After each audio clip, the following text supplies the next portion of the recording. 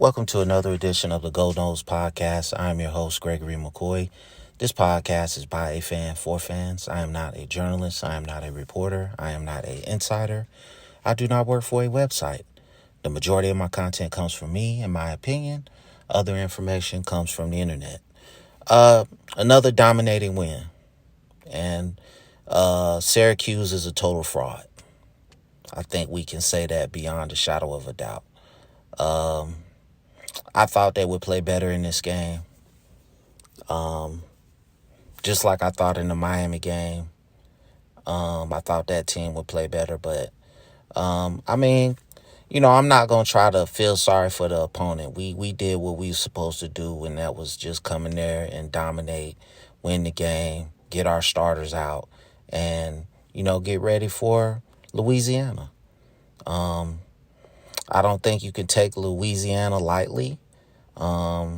This team won 12 games last year. They're still, I don't know if the majority of those players are still on that team, but hey, man, it's football, man against man. You never know what's in a man's heart.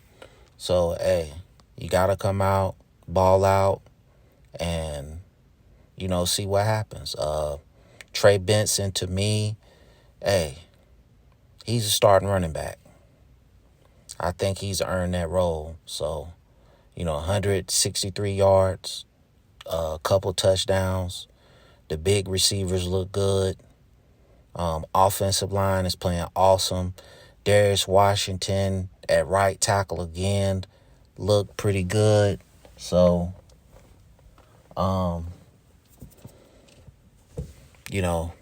I just think right now, I think we can really dominate Florida. I don't think we can just beat them. I think we can dominate them. It's gonna be a very physical game because they've got talent on that team, and their quarterback is dynamic. But I really feel like we could come out and dominate them. So not looking past Louisiana, but really looking forward to the Florida game. I mean, the football season just goes by so fast, man. I mean, I can't even put it into words how fast it goes for me. It seemed like last week we were playing Duquesne, man. And it just goes by so fast. I have to give kudos to Mike Norvell for his play calling has evolved. I still think he gets too cute in the red zone. I would just like to see, DJ Lundy, Trey Benson, off tackle, dive, whatever, play action. I just think you get too cute in the red zone, doing the little reverse pass thing that, whatever. It worked. But I just think that you just got to be more physical inside the 3-yard line. That's just my opinion. We finally seen some of the things that Michael Pittman can do. They finally gave him a little reverse, things that I've been calling for the whole season, treating him more like Deebo Samuel. So they finally started doing some stuff like that. They got the tight ends involved in the screen game. So the offensive play calling is evolving.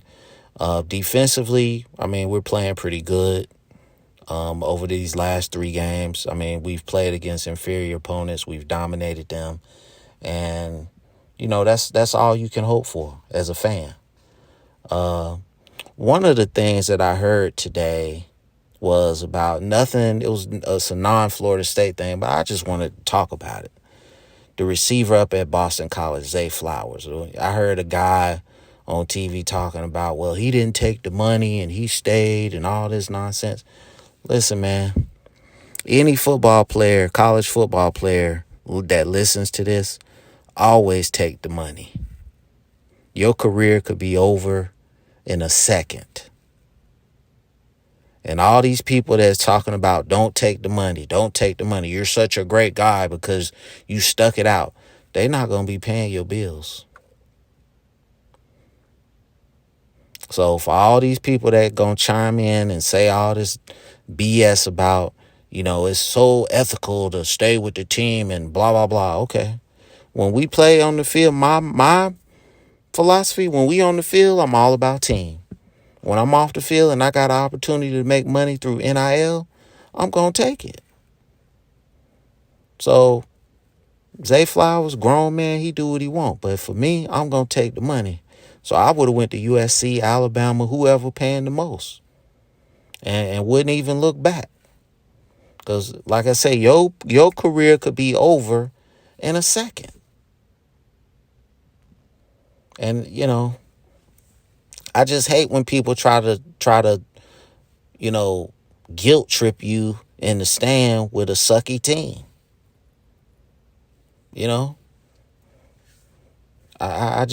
I don't know. I seen that on TV today, and I just felt some kind of way about it. But 2 games left. We're 7-3. I think that, the opportunities are there. We got to take them. I think Louisiana, we can put that in the win column. And I think Florida we can put in the win column. But that's not going to be an easy game. I feel like we can dominate them if we come out and play our game. If we go in there, Bojangling, then no pun intended. We gonna get it handed to us. I don't think you can go into the Florida game expecting Florida to lay down. If anything, Napier has got those guys playing hard. I think he is building something there, unlike Miami.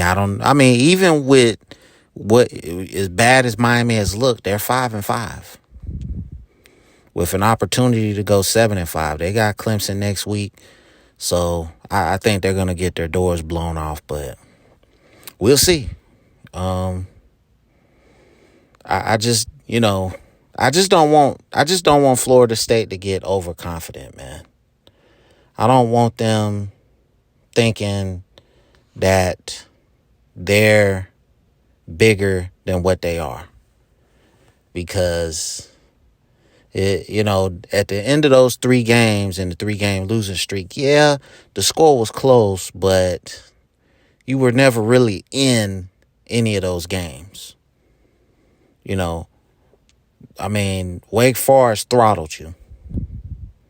Okay, and just Clemson, they didn't throttle you, but the game was never in doubt. NC State, we gave that one away. So, and that was a struggle. And just these last 3 games, I feel like we're better than those teams from a talent standpoint. That's why we have dominated the last 3 games. I think we're going to win next week, and then we're going to see what we're all about against the Florida Gators. Out of all the games on this schedule, this is the team that I want to beat the most. I don't hate Miami. Okay? I'm not a fan of Miami. I don't like Miami, but I don't hate Miami. I hate the Florida Gators. Okay? I hate their colors. I hate their Heisman Trophy winners. This is all football now. And I just want Florida State to beat them into submission. Is that asking for too much? The way we ran all over these teams the last 3 weeks, I want to do that to Florida. Whatever Trey Benson is doing, I need him to go times 10, times infinity against the Florida Gators. Whatever the offensive line is doing, I need them to go times 10, times infinity against the Florida Gators. Okay? They stopped us, and it hurts me to even say this. They stopped us from being bowl eligible last season. It's just painful to say bowl eligible. It's just painful. And, you know, I know we're bowl eligible now, but this is where the program is right now. And, I